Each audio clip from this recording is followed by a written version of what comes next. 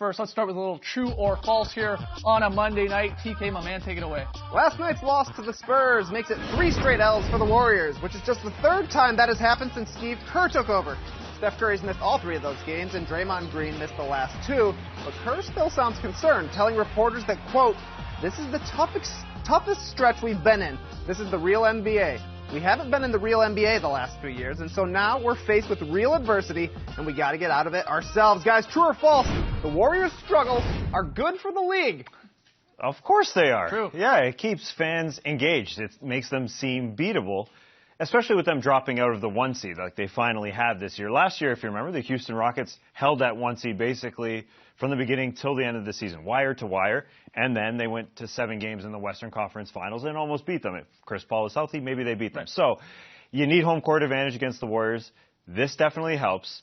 That all being said, it's obviously a different team without Stephen Curry in there. Right. They look like an entirely different squad. We can talk about X's and O's until we're blue in the face, but some of it's just about chemistry, and some of it's strictly about having this guy on the floor. He is their most important player. As you see in the Steve Kerr era here, we're showing you the regular season stats. They're only 500 when Curry has sat for 44 games.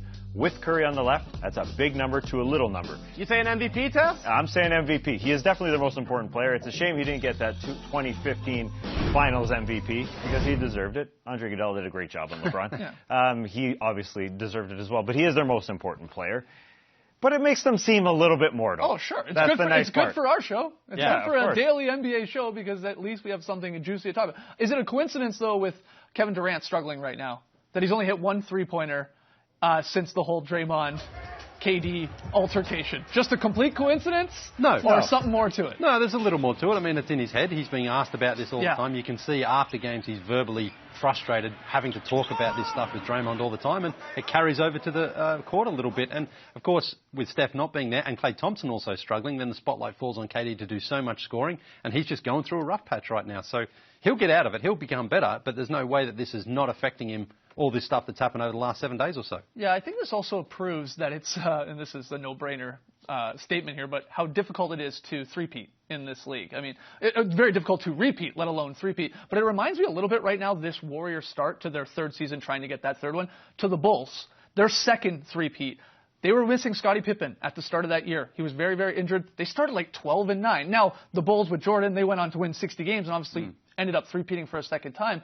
But without their, not their best player, but a guy like Draymond Green, I think Pippen was, as their defensive stopper and a guy that's a bit of a playmaker and stuff like that. You see, it hurts them. And this is, Steve Kerr keeps talking about, we don't have our identity right now, which is weird for a team that's still loaded with Durant and Klay as your shooters, but the ball isn't moving. We're not getting in transition. We're not obviously having as much fun. And that identity really, to me, is what he's saying is like Curry and Draymond, for that matter, they sort of are our heart and soul, those two guys. So it's a different squad when they're not there, and now we're in the real NBA, as Kerr's calling it. Well, It's odd to see how they come out without Steph in the lineup and how they don't move the ball and how there are a lot of 1-pass possessions or 0-pass possessions and how their assists have dropped off like crazy because they know that this is their mantra. Kevin Durant knew that he was coming to a ball-sharing team, but Steph exits the lineup. You don't have those splits running off, Curry running off those pin downs. And all of a sudden, they look like a normal basketball team. Yeah. You're also seeing Andre Iguodala and Sean Livingston, who are really instrumental in those early years of those championships. Those guys not quite ready yet, battling injuries, of course, Iggy. So when those guys are forced to do more coming in to play extra minutes and they're not quite ready, that also affects them. But, I think this is actually a good thing for Steve Kerr, and he likes this in a way. Yeah. Because he's been talking a lot about their sloppy ball handling, their turnovers and their bad shots for a long time, but they've been able to get away with it because they win. So guys just don't listen. But when they're losing and they go on a bit of a streak, now when he goes into the film room and he's like, this is why we have to sharpen up those things, because when we don't have Steph and Draymond out there, the ball still has to move, but guys have got to make clean passes and we've got to be more disciplined. So Steve Kerr's obviously, he's taking this in his stride, but I think in some ways he's saying now guys have to actually listen to what I'm saying rather than just thinking they can blow it off because we can destroy any team when everyone gets going offensively. This week I'm giving thanks for the Warriors losing some basketball games. Right, Yeah, they are mortal. They didn't ruin the NBA. They saved it.